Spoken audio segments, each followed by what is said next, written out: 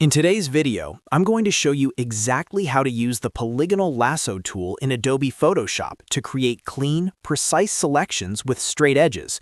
This tool is incredibly useful when you're working with objects that have sharp corners, like buildings, product photos, screens, boxes, or anything with straight sides.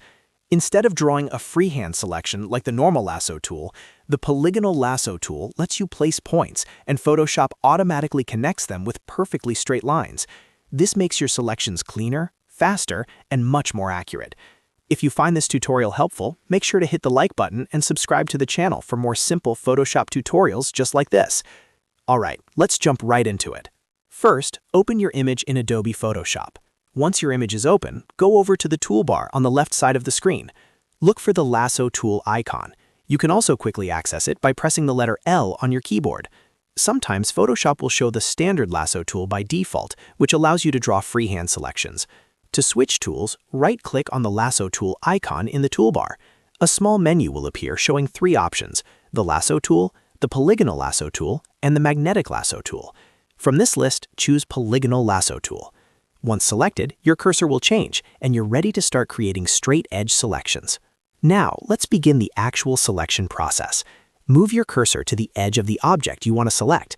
Start by clicking once on a corner or edge of the object. That first click creates your starting anchor point. Next, move your cursor to the next corner of the object and click again. Photoshop will automatically draw a straight line between the first point and the second point. Continue moving around the object and clicking along the edges. Each click places a new anchor point and creates another straight line segment. This is what makes the Polygonal Lasso Tool perfect for selecting objects with straight sides. Take your time and click around each corner carefully to keep your selection accurate. If you accidentally place a point in the wrong position, you can press the backspace key or the delete key on your keyboard to remove the last point you created. This lets you easily step back and correct your selection without starting over. Once you've worked your way around the object, you'll need to close the selection. To do this, move your cursor back to the very first point where you started. When your cursor gets close, you'll see a small circle appear next to the cursor icon.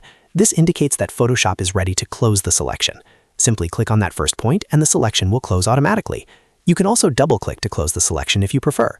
After the selection is closed, you'll see the famous moving dashed line around the object. These are called marching ants, and they indicate that your selection is now active.